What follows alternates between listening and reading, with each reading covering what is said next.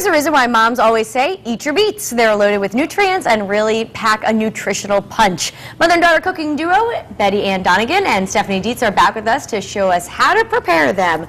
Welcome back to the show. Always nice to have you guys here. Thank you. So we're eating healthy with beets today. We are. I kind of didn't realize there were so many nutrients in them. Oh, lots. When you have a dark colored food like this, the darker the color, the more vitamins it has. That's in general rule. And these are roasted, so there's no salt.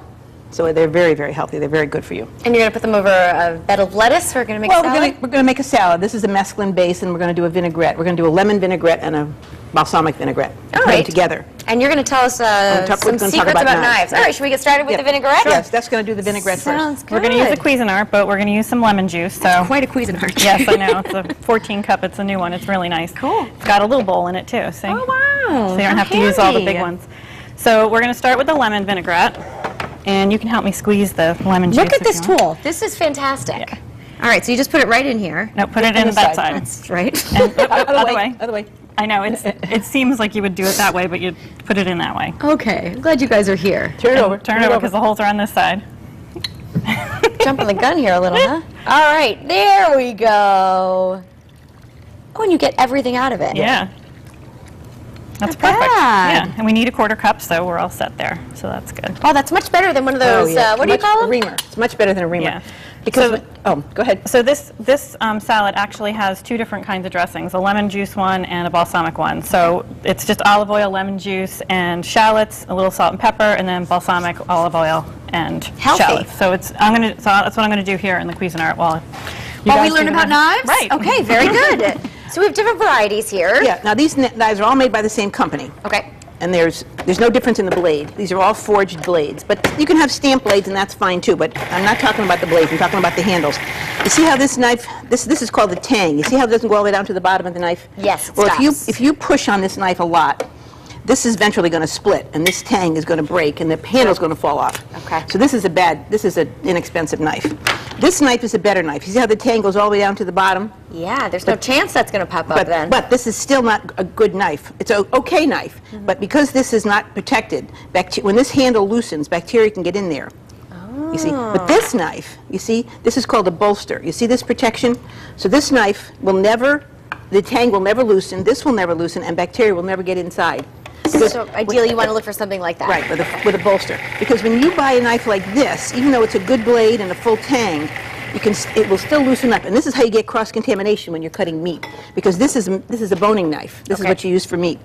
And this is the same knife, only with a different color handle. There's no difference in the knife at all. This one's a little bit shorter. You see how the blade's a little shorter? Yes. And this is a flexible blade.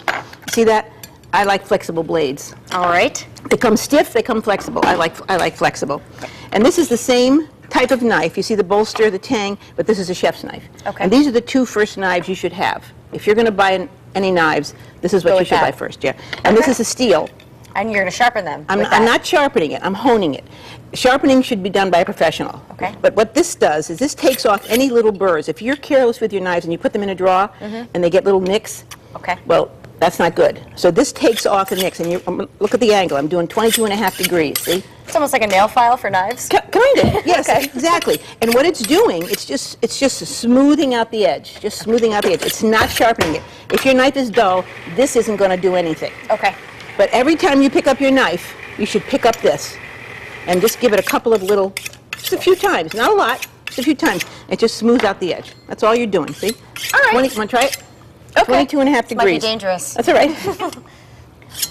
Wait, I'm moving the knife, right? You're moving the knife. Like that? You want to go down, and then you want to go up. And you want to go down, and you want to go up. You see? Ah. If you used a knife, if you did this, you see, you'd be dulling it. And your arms hang at 22.5 degrees, and that's why it's comfortable to do it at 22.5 degrees. All right. You see? We'll leave the knives up to you. Okay. We better move on to the salad. We have a little less than 2 minutes left. How's the vinaigrette coming? They're good. They're done. Gotta get my other bowl here. All right, so this is the balsamic. Okay.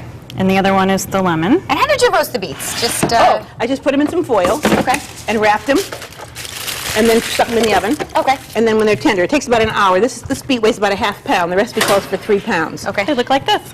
You see, and this is what they look like. Oh, like little potatoes, kind Yep. of. And now Okay. to peel them, it's very easy to peel roasted beets because you don't have to do anything. And what did you have the beets in the oven? It's 350, 400. Okay. And now to peel this, see, all we'd have to do is just Oh, it peel comes off. right It comes off. right off. You don't have to use a peeler. You see how easy it is to do that? Yes. So it's quick, and it saves tremendous amount of vitamins and everything. So this is a great way to do it.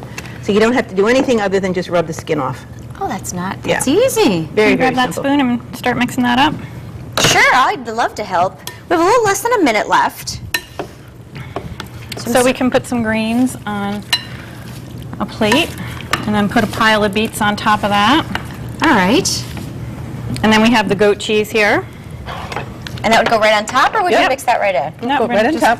Just dot- crumble it on top. Yep. And these are toasted pistachios. They have a little bit of salt on them, and that's the garnish. And it's beautiful. Voila. Voila. Ladies, thank you so much. In case you missed the recipe, of course, you can find it on our website, WTNH.com. And we're going to eat this at the end of the show. Okay. We'll give it a taste. So coming up next, Tom Holland shows us how to get Beachbody ready. That's when we return. Don't go anywhere.